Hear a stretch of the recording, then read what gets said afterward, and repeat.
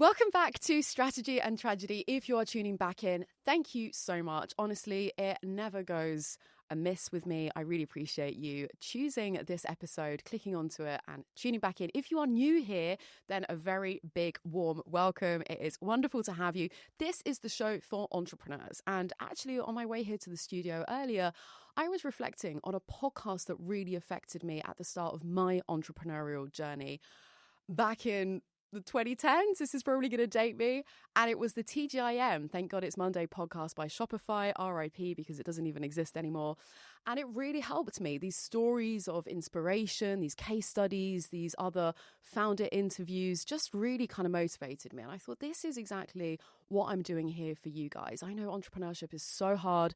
I've been there. I've done that. I ran my own business for 7 years. And so that's where the show is born from. I hope you learn something. I hope you find this entertaining. But most of all, I hope you know that you're not alone, that all these difficulties and challenges are absolutely normal. All right, so I am so excited to welcome my next guest, Daniil. I'm checking my notes because there's a list of accolades that I want to make sure I get right here. Daniil Shcherbakov is the Chief Everything Officer and co-founder of TonTon, the games publisher for Telegram. He raised $1 million in pre-seed investment from Web3-focused funds in just 3 months. So, gang, I know you always want to hear all about the investment and fundraising stories, so we're definitely going to cover that with Daniil as well. He is also, of course, a passionate gamer as a gaming founder, startup mentor, which is how we know each other. We're both mentors with the one-day MBA program, and he is a lecturer at Cambridge. Daniil, welcome to Strategy and Tragedy. Thank you so much for having me. All right, so let's rewind the clocks and start your story with your first failure at aged just 19. With great pleasure. First of all, I have to apologize to your audience because of my severe Russian accent. But guys, apologies. I'm not going to change it for anyone because this is what makes me. We've just discussed behind the scenes whether I can do British accent or not. I can do it, and it's even more hilarious than me talking. Well, now you've mentioned it, you're going to have to show our listeners. Yeah, okay. So I could say lovely, or like sorry. And of course, some Mancunian, like, me and my missus, geezer, all of those things. So just as a reminder to the listeners, like my goal for the end of this podcast to be cancelled at least a few times. So be it. I'm here for it. Daniil, you've got my blessing, my permission. Let's go for it. Let's dive straight in. So speaking of my first parking failure. So I don't know whether you are becoming or being born as an entrepreneur, but if I dive back into my early childhood, what I did is I went with my grandmother to the market square when I was like 4 or 5, and I was selling plants with her. So this is when it's all started, and obviously I was more like a kid, but I enjoyed talking to people, getting good prices. Obviously I never understood what I did exactly, but at least I liked it. But fast forward, when I was I think 16 or 17, I got just into my first year of university. My father told me, Daniil, if you would like to go on dates, go and get you some money. You are on your own. I'm not going to fund your affairs. And I'm like, okay. What can I do? Dad knows how to tap into the motivation of a 15-year-old. Absolutely. Yeah. So I was, and I still is, and actually a lot of my friends saying that I need to not even grow, but to change my musical preferences. But I was at that time into hip-hop and R&B, and I'm still listening to exactly the same music than I did. Pharrell Williams, The Clips, Kanye West, and all of those. Oh, you're already cancelled. You mentioned Kanye West. Yeah, I know, but Kanye West before he became a Nazi. So let me put it this way, My Beautiful Dark Side Twisted Fantasy and earlier than that. This is all my favorite albums. Amazing. So can we name drop Eminem in there as well? We can't talk about rap without mentioning at least. Here is the funny bit. Yeah. Now I can listen to Eminem, but if you think about me, obviously not being a native speaker, most of the music that I listened at that time was primarily because of the music itself, because I couldn't understand the thing. It's more about the grooves, so the right. Yeah, Mom Spaghetti. Now I get it, and now I can listen, but I believe it's just already too late. So I admit that Eminem is a great lyricist, and I think Kendrick is the one who is taking the stick from him and becoming also great. I'm not taking this from them, But the music that I was born and raised was basically beats done by Timbaland, Neptune, so Justin Timberlake, Nelly Furtado, Kelis, all of this, Gwen Stefani, all of that kind of stuff. Yeah, I love it. By the way, to your viewers, I can highly recommend to watch a biopic about Pharrell Williams, which is called Piece by Piece, and it's done in Lego. Okay, love that. Let's connect this back to entrepreneurship. Absolutely. And I told you that I'm going to detour and turn everything into a rant. And so... I have your opinion. I know how direct and you this are is as how well. I'm becoming British, because I'm aware and I'm apologizing after it. And I keep doing my thing, but doing apologize, you know? You can do whatever you want as long as you apologize. Do it anyway. It's like seek forgiveness, not permission. So I got into this type of music, and in Russia back then it was like, I think 2009, 10. No one was into that kind of music. And if you think, like, no one even globally was aware about Pharrell Williams before he get out with Happy or Lucky with Daft Punk. So it was very, very niche, even in the Europe, like, I mean, Western Europe. It was mostly States, but I got into this music, and somehow in my hometown, Samara, just to give you your audience an idea, this is where all of the notorious cars are coming from, Russian cars that are basically made like a tank to survive the nuclear weapon strikes. So all of those Ladas, all of this hilarious boxy cars, they're from my my hometown. Wow, okay. So anyway, found these people, and we started becoming some sort of a club promoters. So we running parties. It was hilarious, but it is what it is. We were kind of successful, and then we decided that, gosh, let's create our own nightclub. We were able to get a loan in a bank, but this is a funny bit. In our mind, we were best promoters in the world, and perhaps we definitely wasn't bad, but we definitely wasn't good entrepreneurs as well. So our whole idea is that we got a loan, built a nightclub. Like, construction is a nightmare. That's why I still don't have any kind of property. Don't want to deal with this. Like, also my wife is pushing me to get one, but that's another conversation. Anyway, we opened the nightclub. Like, put all of our thoughts, knowledge, but you don't have much knowledge at the age of 19, to be very honest. So anyway, we opened it, and we shut it down in half a year. At least you didn't waste much more time flogging a dead horse. Hey gang, super quick interruption, but I promise it's worth it.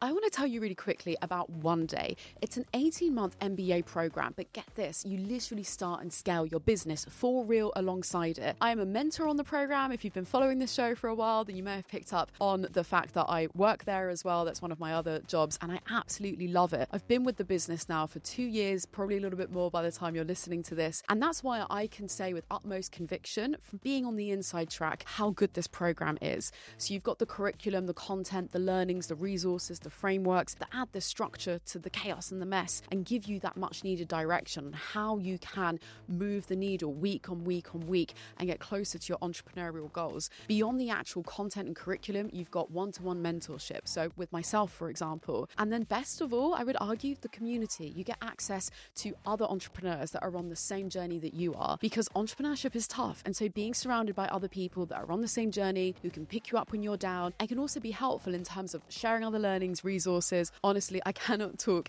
any more highly about this program. I'm going to drop the link in the show notes. Check it out if you're a first-time founder, if you're considering making that leap into entrepreneurship, or maybe if you tried something before and it didn't quite work out, or you realized actually this whole entrepreneurship game is a lot harder than you expected. One Day is the place for you. The frameworks, the guidance, the support, both practically, emotionally, is just second to none. So check it out. Let me know what you think. Now let's get back into the episode. Can I just ask before we go any further, what I feel like, you know, I'm trying to put myself in like a 19-year-old Russian boy's world. What gave you the confidence to go and get a bank loan? I believe basically because we weren't experienced enough. So that's the Like point. the so naivety. it was absolutely the naivety. Optimism. And no one stopped us. Everyone was basically, I couldn't say pushing, but enabling. Absolutely to do it. And this was kind of cool. And we wanted to be liked by girls, let's face it. And being a 19-year-old with a nightclub, this is fancy and all of those kind of stuff. That's quite a lot of swagger. As a 19-year-old with your own club, that could have, got you. And I have to mention, we even recorded some music. And by the way, it's not shit. I can even listen to it now and not being embarrassed by that. Okay. That's okay, like amazing. I'm not turning red after listening to it. That is impressive because, gang, even I do that listening to like I can't even listen to like early podcast episodes. I feel like even my interviewing has got better in 2 years. At least I hope. Let me know. Why did it fail? Just didn't make money? Primarily because we were great at promoting parties, and the way promotion works, you rent out a nightclub, you're paying the fees, then you get a portion out of a bar, and basically in Russia that was a thing that you also pay for the entrance. That's how it works. So it's kind of very simple. You don't care about the waiters, you don't care about alcohol, any kind of operational stuff. Obviously you get very tight margins, but it's economically feasible to do and profitable. But with a nightclub as a full-fledged operation, it's much more complicated, to say at least. So I can imagine just so many more overheads, right? People stealing just to like, and I don't want, let's say, to blame anyone, like, everyone is trying to survive. I get all that, but all of those kind of controls and like basically dealing with people, which is essentially is entrepreneurship. It's not about tech, AI. No one heard about the AI at that moment, but anyway, it's about dealing with people, different kind of people, and the more complicated the business is, which obviously promoting a party and having a nightclub with a party is kind of a different level of complication. Right. This is what we didn't really thought about. Also, we were hosting a parties, I believe, once or twice every month, not more than that. So basically 2 days per month, let me say it this way. But for the nightclub, it is at least every Friday and Saturday. And people basically didn't have that many ideas what to do.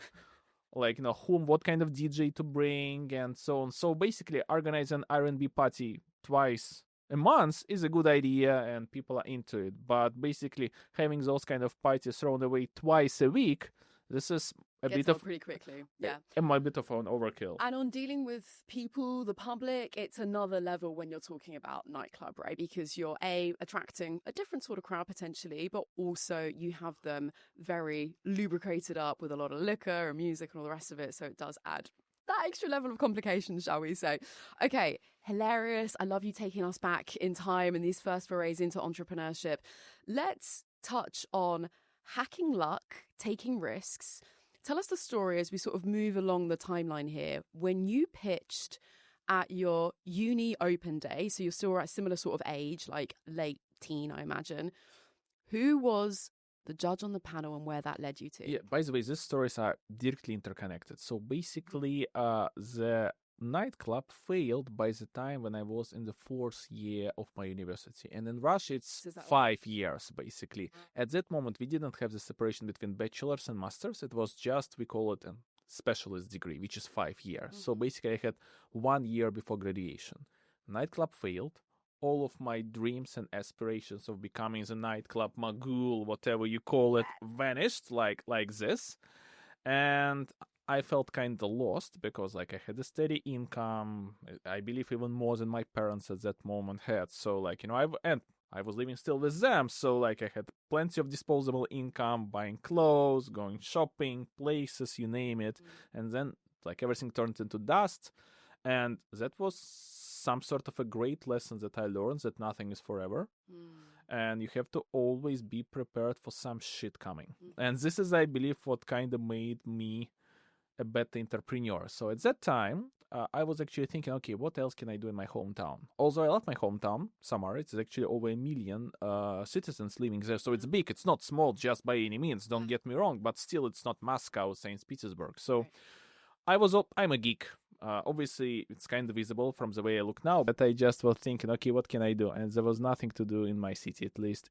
This is in my own eyes and in my own head, and I couldn't say whether it was true or not, but I just thought that is the way it is. So I thought, okay, I need to go to get a master's degree in Moscow. And I love tech, still do, and I found a very interesting program which is called Masters in E-Business, and they had so-called winter school. So for the promising applicants, they basically invite them for a week into Moscow, and where they basically tell them about the program. It's basically week-long open day, let me put it this way, to get a sense of the different type of programs on a faculty, because there was like business analytics, e-business, data science, just to help you to understand what it's all about. And within this program, there was so-called business competition, like business ideas competition or something. So long story short, I won it. And do you remember, did you have to pitch a business idea? Yeah, What was yes. the business idea? It was a e-menu for the restaurants instead of a paper menu. So, and it was a novelty at that time. So it was like 2013, 14. So iPads just became usable because you remember the first generations, they were kind of laggy with very short battery life. So it was kind of thing. And the whole idea is that let's save the planet, and stop using a lot of paper, and it's very easy to update the menus, that kind of stuff, and to order. So you save on waiters, that kind of. It wasn't like a stupid idea. No, Obviously, not at all. no. But the proof is in the pudding now in present day. Yeah. Quite commonplace, Yes. right? Here now, 12, 13 years ago. So this was quite, I imagine, very innovative at the time. So you won. Yeah, I won, and one of the judges was actually an alumni of this specific program that I wanted to get into, and he offered me a job. So before even I get into the masters in Moscow, I already had a job in a startup, and I was actually the first employee there. So the startup was all about virtual reality, what was kind of on a rise at that moment. So it was before Facebook bought Oculus for $2 billion, I believe. So Google hasn't released their Cardboard. So it was like very early days. And what I ended up doing at the age of 21, 22, I believe, I was responsible from launching and creating from scratch in China, in Shenzhen, mobile virtual reality headset. So it wasn't a copycat of some sort of like white label OEM. We created really from scratch, and we ended up distributing over 50,000 units worldwide, and we were available at Amazon, Best Buy, MediaMarkt, Saturn in Germany, HMV in the UK, and many other places. So I'm kind of proud of it. You should be proud of it. And what this leads to is competing against the giants, like you mentioned Google before. You've got what was the other one as well? Oculus. Samsung, absolutely. So take us to that business decision at that point with those huge competitors. So I think, as many things in life, there was a lucky coincidence. So the way the company started by the founder, he had a gaming studio before. And actually at the time that he created this kind of a spin-off. And this gaming studio just out of fun created a virtual reality roller coaster for smartphones, which wasn't shitty.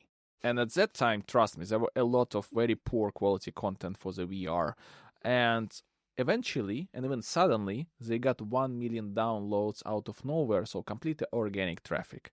And it showcased them that perhaps there is a demand for it.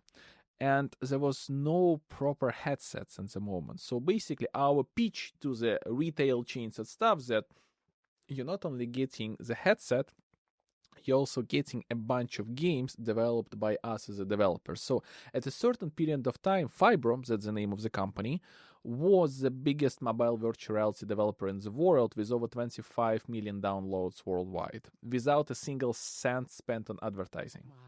So by the time, and we basically got I believe success is a product of luck. When you not only doing the right things, but you have to be in the right place at the right time. This is what happened. So we were already in the virtual reality industry at the time that hype happened, and everyone got into this industry and so on and so forth. So when all of those big players like Samsung, PlayStation, Google, HTC, you name it, got into the market, we were already there. And what we decided to do a teeny tiny pivot. Obviously, it was major for me, but very logical from the business side, so I supported it. So we shut down the hardware department. So basically, we did not produce the second version of our headset, and we focused primarily on the software. And right now, I believe to date, we are the only one Eastern European developer of the virtual reality games that are available everywhere. PlayStation VR, Oculus, HTC Vive, and all of the other headsets. So we are kind of became universal. So we just adjusted by the market, and we weren't delusional, thinking that we could compete with those company budgets. Yeah. If you cannot win, just become an ally. Yeah, I love that. And that is kind of a snippet of inspiration to our listeners for that strategic decision making in business, because the entrepreneurship is a world of contradictions, right? Like, you've got to be deluded enough to like go after something and have this like BHAG, this crazy goal that you go after, and like, I can do it, and like have that sort of motivation. But at some point, you've got to face facts and sort of see when the writing is on the wall. And when you've got such huge competition, that crossroads that you guys arrived at reminds me of the Netflix story. I always use this example, but where they were at a crossroads. Again, we all know now the humongous success. Of course, hindsight is a wonderful thing, but there was a point where they had to decide, do we continue retailing DVDs, which at that point was successful and revenue generating and profitable, or do we double down on this other direction that seems enticing and interesting to focus on this kind of streaming side of things? The rest is history, of course, but I think it's such a common trap that founders fall into, like the freedom trap. And I think especially if any of you have come from like employment and you're making that leap, I definitely know for me at least anyways, there's almost this abundance of options. There's always like, this freedom. I can do all these different things. I can do this. And I think it's really challenging for entrepreneurs to kind of get that focus, to make those decisions. Even the word decide, the side in it comes from like homicide, suicide. It comes from actually killing off. And when you decide, it's actually more about strategy isn't what you say yes to, it's what you say no to. So I love that you did that. That's why I believe it is so important to have a North Star. Yeah. So, like me as an entrepreneur, I'm absolutely fine with strategy being constantly changed. Yeah. What I'm not very happy with is when you don't have any strategies. Yeah, so you're the basically direction. doing everything and you don't have a judging point. Right. So what is good and what is not. Yeah. So, and I believe founders, they kind of consider their products as babies. And when you have a baby, you cannot be non-biased to it. So you don't see a lot of red flags that you might see being an external observer. And this is why having a North Star, so basically an ability to make a distinction between what is good and what is bad for your business helps that much. Yeah, that's a great tip. Thank you for sharing that. So you mentioned something earlier about you can do the right things, but it's right time, right place, i.e. luck that enters the equation. So I want to double click into this. I have been working on this talk called Hacking Luck, and I'm obsessed with the ways that we can still stack the odds in our favor. It's true that there are things outside of our control. There are externalities that have a bearing on our success or failure. With that in mind, you have to tell... Gang, this is a good one. I'm very excited about this. You have to tell the story of stacking the odds in your favor by taking a flight to Silicon Valley and pitching to the head of Eventbrite. By the way, I believe this story perfectly bridges the gap with Netflix story. Because if you think about Netflix and their competition with Blockbuster, Netflix was an outlier and they had nothing to lose. And I believe when you're an outlier and you're in this position, you basically are way better position to make and take risks. Exactly. And this is why I believe they did what they did. I believe if they were an industry leader at that moment, they are very unlikely to do this, and they might be disrupted by third players that you never know. But that's it. So you've got nothing to lose when you've got nothing to lose. Absolutely. So this is what happened in the stories that you wanted me to share. And by the way, this is, I believe, a great example of what good business development is all about. Because I believe people always mix up business development with sales, with accounting, but business development is all about opening the doors. Basically sticking your foot into the door, other than basically once you're already in and you do something. It's all about the opportunities at the end of the day. So what happened? Right after Fibram, I was invited to lead the international launch of the marketing platform for the event organizer. So the whole idea is that as many industries out there, event industry is not digitalized at all. A lot of things are manual, always a lot of the legacy solutions. And what's more, for the small and medium event organizers, at that time, their was absolutely no solution for managing your current audience. And as we know from basically 101 marketing, it is 6 times cheaper to retain your existing customer than to find a new one. Mm-hmm. So this was the whole idea of the tool, that you get a snapshot, a dashboard in a CRM that has all of your audience. You can segment them, send targeted email communication. So basically imagine a MailChimp on steroids, and specifically for the event industry, which is basically natively integrates into your existing ticketing solution. Nice. So that's kind of simple pitch. Yeah, it was a gap in the market. So we get the solution, and it was a spin-off of the successful Russian ticketing solution that created that kind of a tool for their customers. And I was invited to launch it abroad to the States specifically. And after some research, and there was no ChatGPT at that moment, so I had to do everything on my own. And by the way, I always say that Google is the main reason why I'm successful in life. Relatively successful, but still that's why I'm here now, because I just know how to Google. And it's easier to say than to master. Trust me, a lot of the people have no idea that you can just ask Google, and as you know, Google know all of the secrets. So anyway, it's amazing how far we've come in a very short space of time, right? Because this is almost reminiscent of previous generations, even talking about going to the library and having to find a certain book and read through the book to find the certain information, and then we could just Google, and now we have got, to your point, ChatGPT or Perplexity, and it's this crazy exponential growth in recent years. Anyway, but I still do. I want to make a small detour because there is kind of a hot topic about that. One team member unicorn is coming. Yeah. I completely disagree with that. Okay, let's have your hot take. Yes, I will explain to you. So a lot of there are a lot of snake oil sellers that's selling, let's say to you, buy my course and you'll find out how to create a successful business just using AI with no team members and stuff. Or a lot of, let's say, articles on, let's say, the one team member unicorns are coming, and anyone could be it. I completely disagree with that, because in the current level of AI technologies development, only the people who know how the end result should look like could really take advantage of it. So I will give you an example.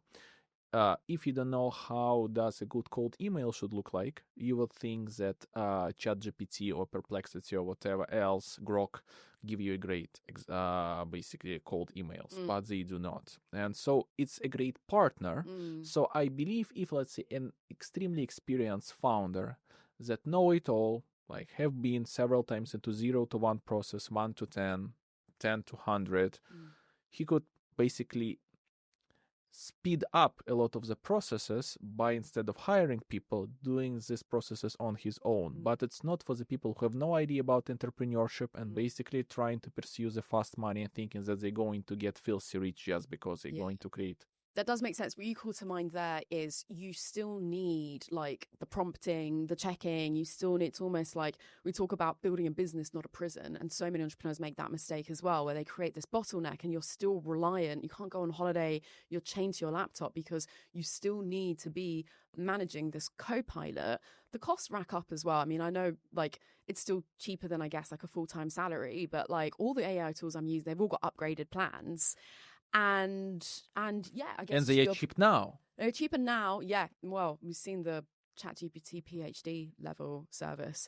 But just the last point before I forget is, to your point on the different functions and areas of expertise as well, right? So to your point on you need to know what a good cold email looks like, or what a good HR plan, or whatever the different function is. So you have to be in those situations to be able to to basically cut the corners and use AI instead of hiring someone. Exactly. And a core ingredient of being a good entrepreneur is the humility as well, right? The humility to know that you don't know everything, that you're always learning. So how can you simultaneously be the expert in that subject matter, that domain, to be able to manage an AI effectively?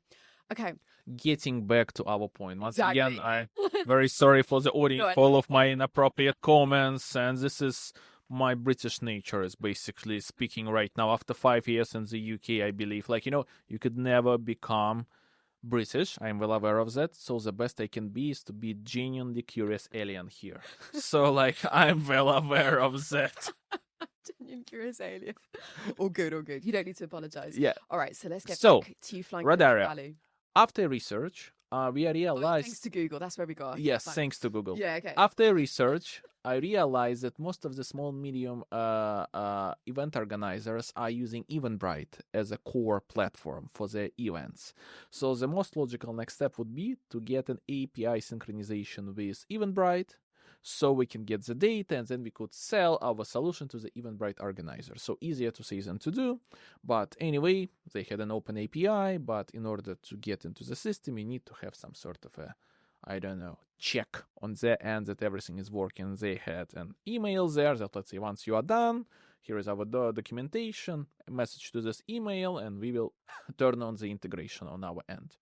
So we did everything, then I messaged to the email, no response. So I was bombarding them with emails, I believe, for a few weeks. And at that time, I was kind of hopeless because no response.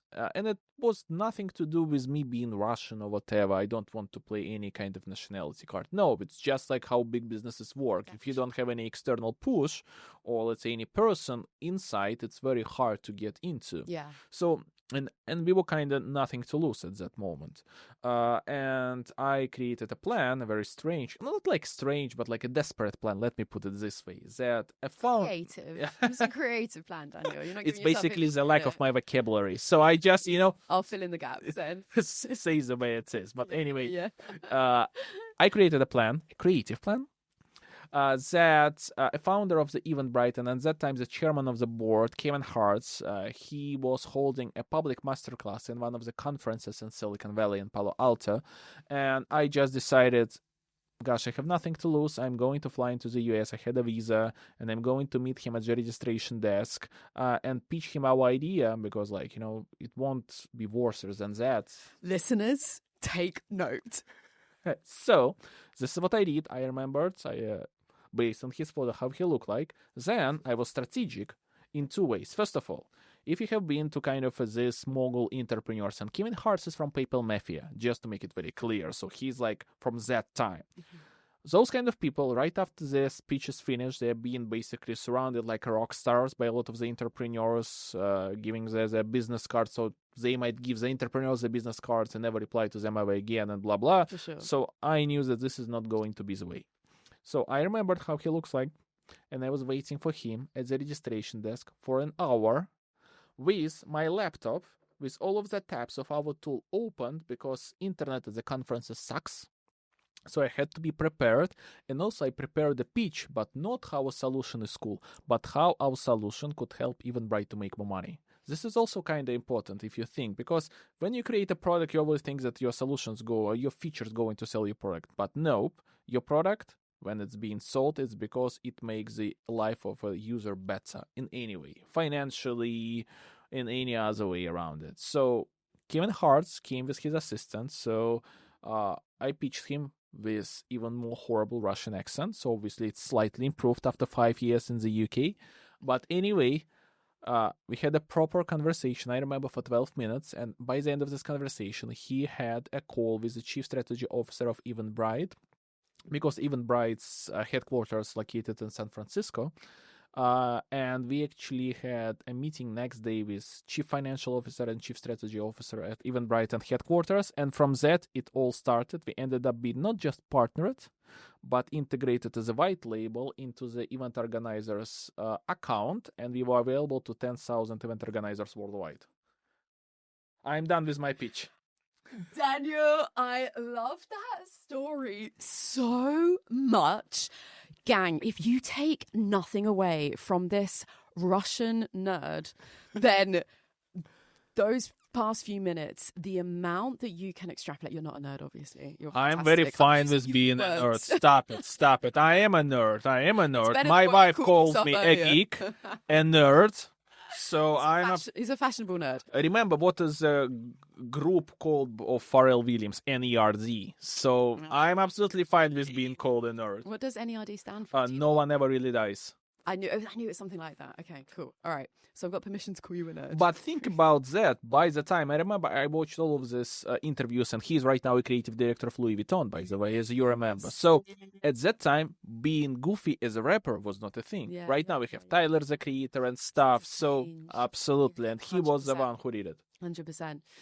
So, gang, if you take nothing else from this interview, just that story, the amount of goodness that we can extract from that, the proactivity, the risk-taking, the turning up prepared, like prepared in terms of both identifying the target, like as creepy as it sounds, but like remembering what they look like, prepared in terms of having your presentation on your laptop there open and ready, and the golden rule that so many of us forget, which is what's in it for me? What's the benefit? Why do I care? So this wasn't just a straight up sell me this pen. This was, I have got a plan for how you, Eventbrite, can make more money. This is what we all care about. Like, it's not that complicated. Everyone cares about getting laid or making more money. Like, it's that simple. If you can find a way to tap into either of those, like your dad did with one of them when you were 15, then you're onto a winner. So, Daniil, I'm so impressed by that story. I love it so much.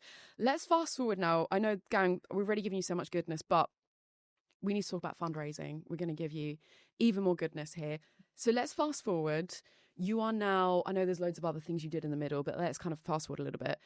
Co-founder and chief everything officer, as I described earlier, of TonTon Games.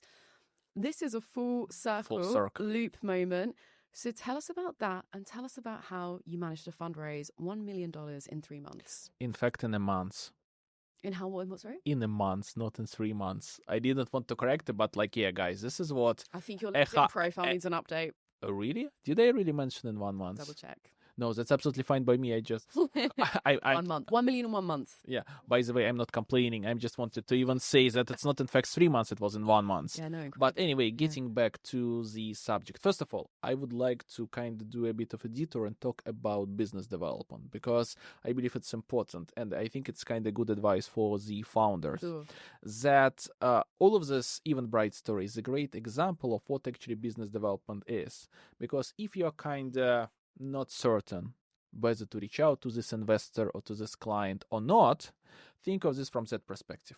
Not texting someone, the worst outcome, you're not getting a reply.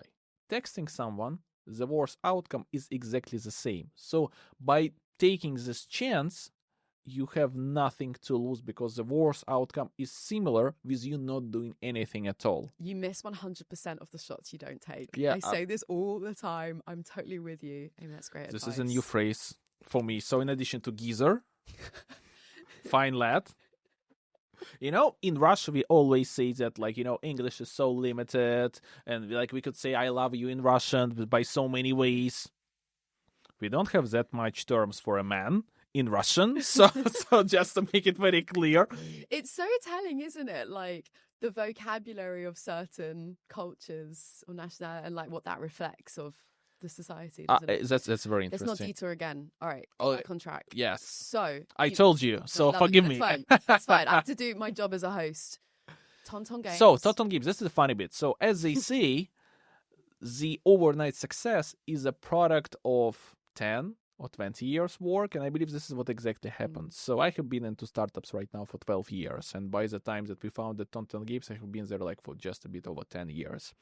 And for all of that time, I remained very close with the founder of Fibrom, the person who brought me into the entrepreneurial world in the first place. So Telegram is one of the most popular messaging apps in the world. Perhaps it's not that popular in the UK, but overall it has, I believe, over 1 billion monthly active users. So it's really big. That's insane. Yeah, it's mostly popular obviously in the Eastern Europe and also in Middle East. Yeah, I think in White House they use Signal. I'm not so sure. Yeah, sorry, it's Signal. And the True Social. Yeah. Yeah. Anyway. Anyway. I'm a subscriber of Atlantic, I have to say. So anyway, just to make you some idea. Anyway, my wife always tells me, Daniil, don't talk about politics, religion, and health. And I'm always talking about it anyway. I'm here for it. I'm so here for it.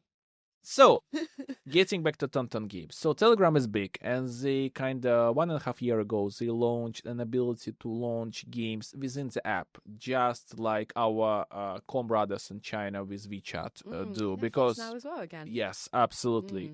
So, they do it, and Ilya, I didn't mention this in the first place, but before Fibrom, he was actually a founder of the biggest mobile game developer in the social network wiki.com. Yeah. Because an interesting fact, in Russia, Facebook is not the most popular social network, or Google is not the most popular social search engine. So we have our own, and not because it's banned by government, but it was like a fair competition. That's a good thing. But anyway, he had a company that has over 65 million users. So he was very successful. He sold it at the end of the day. Wow. And I knew it. And we were in talks for a few years, just casual talks, that we need to have a business together.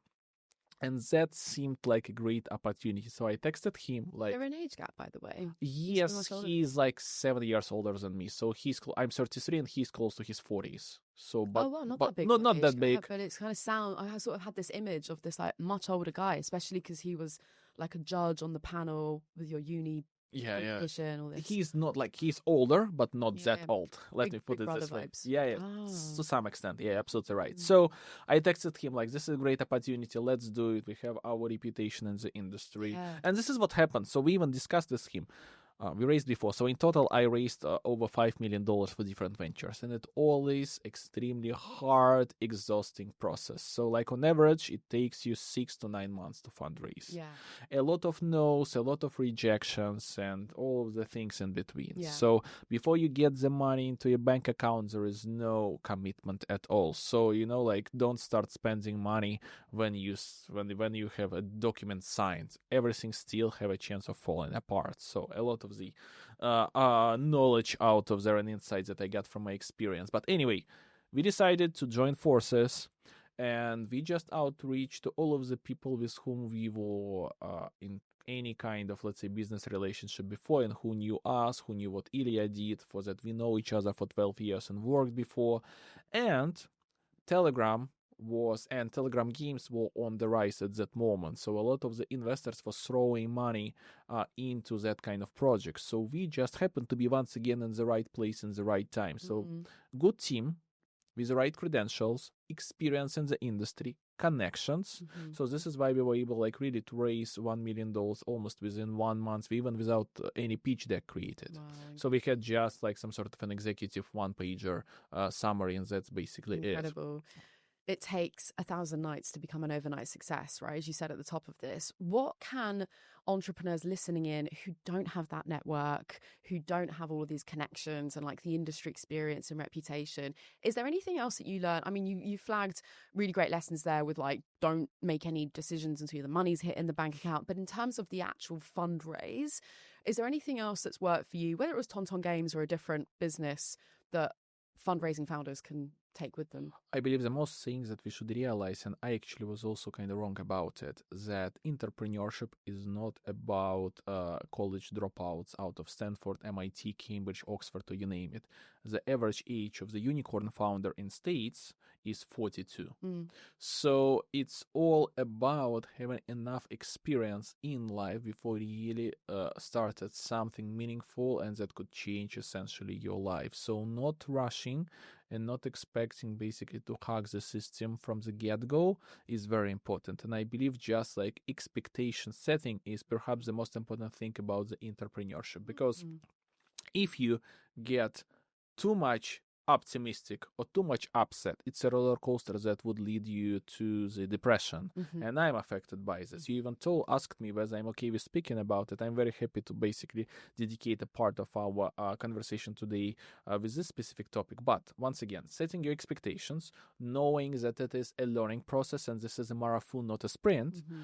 Also understanding that you need to build relationship with investors. And I think one of the main outcomes in my entrepreneurial life, that business is done by people, not in any different way. So building relationship, a long-term, not just a purely transactional relationship, is much more important. And treating no from the investors is not just like a plain no, but more of a not yet. Yeah. So they say, I know a good deal about cold emails. This is even how I found my wife. But the point is that 70% of emails, they don't have a follow-up. And the same with investors. So when you heard a no, ask them whether they're okay to be included into the quarterly update, and just That's a great tip. Be in touch with them throughout all, and like a handful of startups really do that. Most of them just say, no, you don't know how great I am, so like, F you, bye-bye, and you're a bad investor, you're never gonna get rich because of my venture or whatever. Burn any bridges, do you? If you lost your network today and you had to kick off a 9-month fundraise tomorrow, what top 3 things, what would you do first? First of all, create my ideal investors profile. So it's very important to understand from whom you can raise. And I believe a lot of the people, they kind of think that there is only out there venture capital money and in the best case scenario, angel money. But it is actually not. Your investors might be, let's say, your partners, your distributors. You could even get an investor as a key to the network, let's say some sort of an influential person in the specific industry, and so on and so forth. So just like to understand who could be your investor and why you need this investor. So just it's like a marketing campaign. Absolutely. Identify your customer first, and this is your customer in that instance. Then build a long list of all of your investors, and try to rank it. And then after ranking it, and the criteria might be very different. Can you get a warm introduction? Do you know this person in person? Like, is this person invests into that kind of industry or niche that you are into? Like, you always make the list. Then sort it into a descending order and start reaching out to the investors that are least interesting for your project, because you eventually going to fail with your pitch, and you just need to basically constantly make changes to your pitch deck, which is to some extent a living organism. So by the time that you are basically in your list would be at the top, and you would be ready to talk with the most interesting investors, you would be properly ready. So this is, I think, the most important thing, and this is a process. Don't try to cut the corners. Russian phrase for you that we say. I haven't said it before. So in Russia, we say 9 pregnant women won't give a birth in a month. I have to elaborate it. It's even complicated when I say this in Russian. The whole idea that everything has a timeline. So a pregnancy is 9 months. So in order to get, let's say, at least one child. So if you add 9 pregnant women, the pregnancy won't become 1 month. So it's basically vice versa. Everything has a length. So for fundraising, it's 6 to 9 months. Just be ready for that and don't rush into it. So set the expectations right. Because a lot of the people think, especially, let's say, in my Eastern European entrepreneurial community and many other, let's say, foreign communities that coming into the UK and especially to the US, that money grow on trees there. That you're going to fundraise literally in a day or like in a month. There are lucky exceptions. I don't get me wrong, but this is more of an exception that proves the rule that it takes 6 to 9 months, other than that basically saying that this rule is wrong and is actually much faster. It's got to take its course, hasn't it? So tip number 1, identify your ICP, your ideal client kind of profile for the investor, compile a list, and then organize it based on those factors in descending order. Start from the bottom up to get that feedback, so when you get to those top ones, and I think to put a cherry on the top of this, I think what you should understand that in the early days, and I think TonTon Games is a great example of that, investors, they do invest not in a product, not even into the market, but into the entrepreneurs. Because even the best of the best, creme de la creme venture capital funds, as of Sequoia, Andreessen Horowitz, Bessemer Ventures, they still have half of their ventures fail and shut down. So for the investors, it's much important to see how mature you are as an entrepreneur. Do you see entrepreneurship as a chess game? And all of that kind of things. Even with pitch decks, this is why I advise a lot of my founders whom we mentor at One Day program, not to put everything into your pitch deck and trying to put everything into this elevator pitch about your project. Because I say that you're going to be judged by the quality of your responses to the follow-up questions. Yeah, 100%. That's another great tip there. Yeah. It's the grit and the agility as like some of the top characteristics that investors look for. Let's move things along for the sake of time. I'm really glad that you mentioned kind of mental health issues. So I'm very happy that you're okay to talk about them and happy to kind of destigmatize them. It's like a therapy at the end of the day. Let's have a little mini therapy session. So entrepreneurship is such a roller coaster, and you started off earlier anyway, kind of taking us down that path of what led into your depression. So whatever you're happy to share with others, we'd love to hear, Daniil. I didn't prepare a pitch about it, but You elevated it. yeah, about the depression. What happened? So first of all, I believe that you are not alone. Let me put it this way, and this is a funny bit. How I even found out that I had a depression. So we were very deep into the TonTon games. At that moment, we already had 3 pivots because what I understood that in order to make money in crypto, you either have to be a genuine crypto enthusiast or a scammer, and we are neither. Just to make it very clear. So we were trying to find our place under the sun in order not to basically steal money and have a good sleep in the night, but at the very same time make a feasible business. And we are basically still on a search for it, to be very honest. And I was very disorganized. So I woke up kind of already broken into pieces and was kind of unhappy, and I was even indifferent. Not even unhappy. It was more of a feeling numb other than anything else. Yeah. And as I mentioned to you behind the scenes, I'm coming from a family of doctors. So, and actually my mother, my father, my elder sister is a doctor. So, and my elder sister is a neurologist. So I told her, perhaps I have an ADHD. I think this is how they call it. So, please get me an appointment with the psychiatrist. Was there a catalyst that made you kind of ask for an appointment? Did something happen? Yes. So no, I think it's an overall state of mind because I started to read book about ADHD, and it's like seems like it's like with Google. Yeah. Google always tells you, and internet always tells you, whatever happens with you, it's cancer. Yeah, exactly. Yeah. I had a dream because I dream, or I remember my dreams all the time. Honestly, I have like crazy dreams, and I remember dreams that I've had from as if they're real memories. And so I got a present 1,000 years ago, which was kind of like a dictionary of dreams, and it was like the analysis of every dream was that someone's going to die, either like loved ones. You know the beauty of these books? You could get another book and it would be completely opposite. So you could basically use one or another. Yeah, and just like find the evidence to back whatever theory you want. So this is essentially the point that I just said, like, so okay, I need to have a sign. No, I didn't. Anyway, we all gonna die, so this is fine. As I always say to my friends, wait for it. Soon our classmates going to start dying from cancer. So just wait for it. So sorry about that. But no, I'm not sorry. Actually, this is real.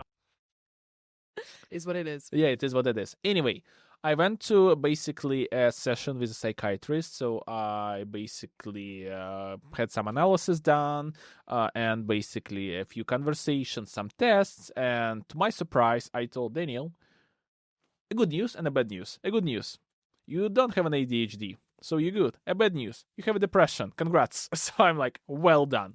So lucky me.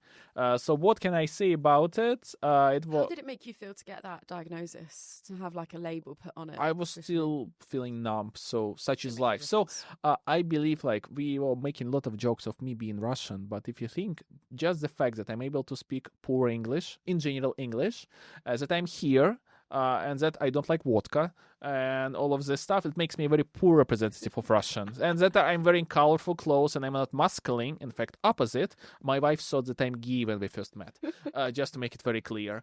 Makes me a very poor representative of Russians. So I wasn't ashamed or anything like that. Yeah. For me, it's more like, okay, now I know it. And like, the half of a success is problem set right.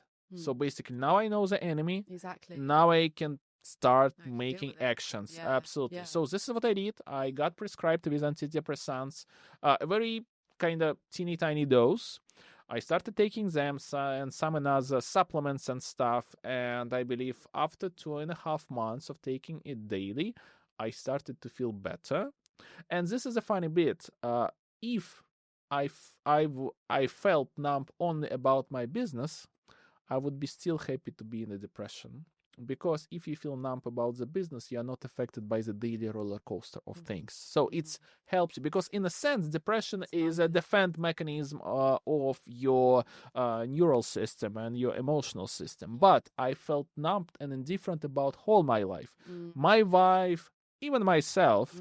So then I had to change it. And I believe this is what makes me realize. And also there is kind of a stigma, at least in Russian community, to talk about depression because here is another Russian phrase. You can cut it if you want.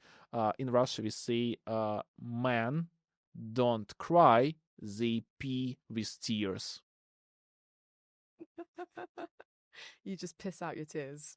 That's where you get it out. Very healthy. Yeah. Oh, where toxic masculinity comes. Unfortunately, it is what it is. So, like, that's why I'm kind of resigned in the UK with no intentions of going back. So I don't want, once again, to turn it into a political run. But I'm absolutely fine with feeling depressed. But still, and to my surprise, in many different cultures, this is also kind of like topic. I get it. So how are you feeling now? I'm feeling much better. So I'm still on the antidepressants. Once again, I had a very minor dose of it, but I need to take it, I believe, for a year or so. So how long have you you've been on it? A year? Since February. So right now we are basically at the beginning of September is the recording, so kind of half a year. Okay. So don't have any side effects as of now, so feeling much better. Well, I'm glad to hear that. And I'm curious to hear now with this change, how you are dealing with the highs and lows in business, because I do get what you're saying about shaving off the highs and lows in that roller coaster. Like, I definitely got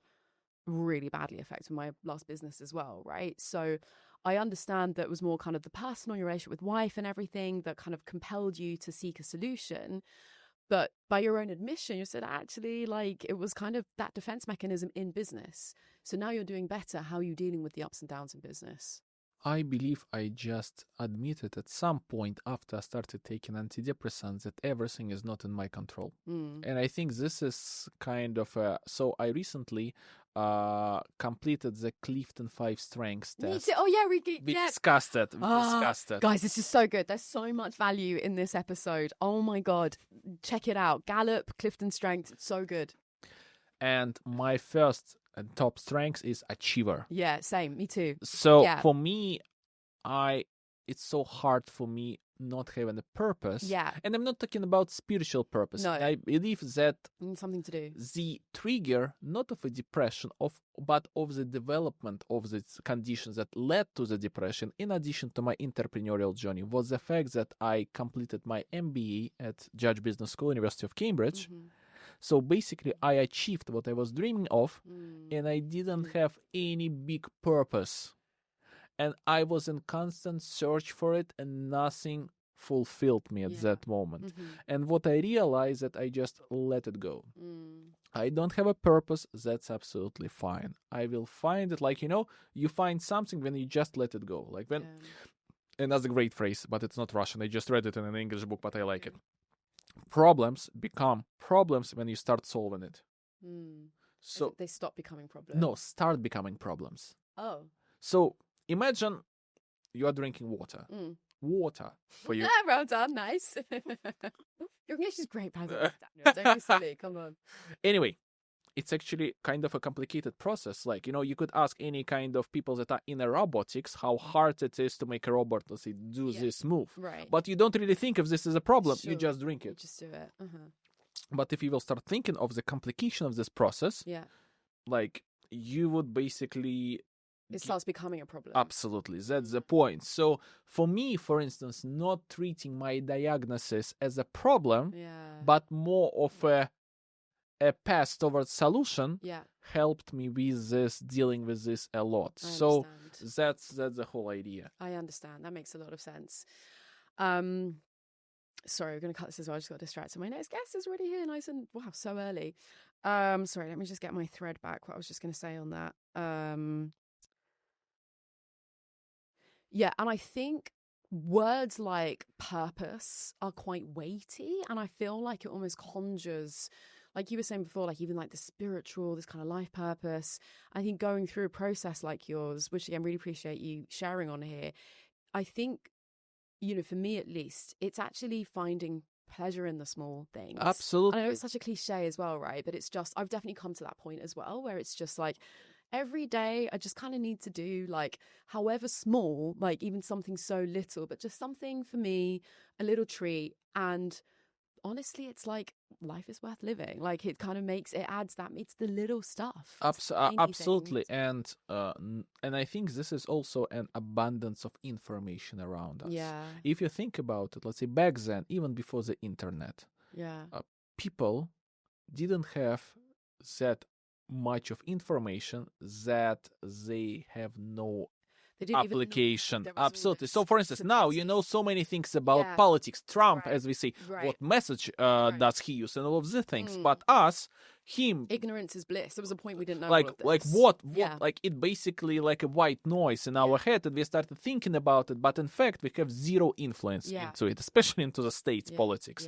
And this is basically kills us also a lot, because we don't really need this information. So it's a white, there's that sense of powerlessness. absolutely. And also Instagram, like, you know, as I say, when you go to LinkedIn, it feels like everyone every day gets a promotion, and when you get into the Instagram, fundraise. and Instagram, everyone is on a vacation, and you feel miserable that you haven't been promoted, haven't raised anything, and you are not on a vacation. So like, this is why you just need to basically cut the cord, like really, and get out of this thing. Absolutely, because otherwise you will end up where I was. Because and you should stop comparing yourself to others. And I think this is also an interesting outcome, that I just realized that this is my life. I'm kind of happy with it. There are a lot of great things. Yes, not everything is perfect, but it is my life, and I'm doing my mistakes, and this is like, I'm not living by someone else's book. And this is really helps Daniil. me a lot. I'm so happy for you. Another little phrase for you, if you haven't already heard this, is love and coin. So we are basically exchanging the phrases right now. We're going to make sure we don't wrap this without mentioning my absolute favourite, the best phrase ever from yours, with the Russian one. But one for you is, comparison is the thief of joy. So it is that, and with social media, which exacerbates it, right? That comparison constantly, and like measuring ourselves by someone else's progress, which also is like, at least half the time is fake as well anyway. So I have a phrase for you now. Yeah. You didn't expect it, but we just turned this into the kind of English upper intermediate lesson conversation. Yeah. Reality is nothing, perception is everything. This is what helped me a lot, actually, because in Russia we say the beauty in the eyes who is looking. Yes, absolutely. That's how you just need to realize that you are in charge of your life. So who are the judges? Who are the judges? And this, like, and I believe this is also because I'm getting older. Final bit, and this is kind of connects my business development endeavors and how I feel right now. So when I was in my 20s and doing business development, even this example is even bright. Flying from St. Petersburg, no jet lag, like, you know, nothing, and I'm not drinking or smoking, nothing, just no jet lag, just working your ass off, doing all of the great things. Fast forward me last November. I went to Dubai for a crypto conference for 5 days. Once again, no drinking, nothing. I was dead positive. I just realized that something changed, and I believe perhaps I'm too old to work a lot. I just have to work smart. I love it. I love it. All of the wonderful benefits that come from aging, making us all feel better about getting older. Daniil, thank you so much. I could definitely continue with you for many more hours. I need to wrap this with my final traditional closing question, which is, what's one tragedy that's taught you an unforgettable lesson? I believe the biggest strategy was that it is extremely important to understand that if you are working with your previous boss, you have to set the expectations from each other's work right. Because one of the biggest troubles and challenges of me working with a Fibrom co-founder was that in his eyes, I was still an employee. Perhaps an employee with much more experience, but he did not treat me as an equal. And as they say, power in authority is not given, it is taken. Interesting.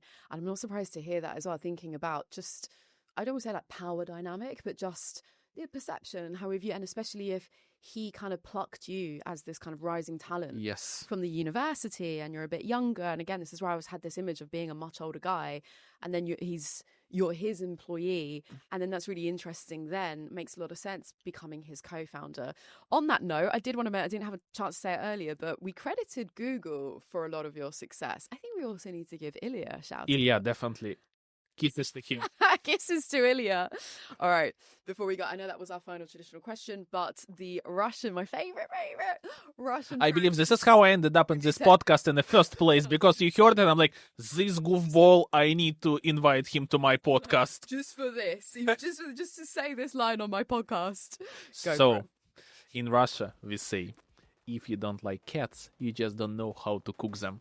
And with that mic drop, gang, thank you so much for tuning in. Episodes are weekly, so hopefully see you next time. Thanks a lot.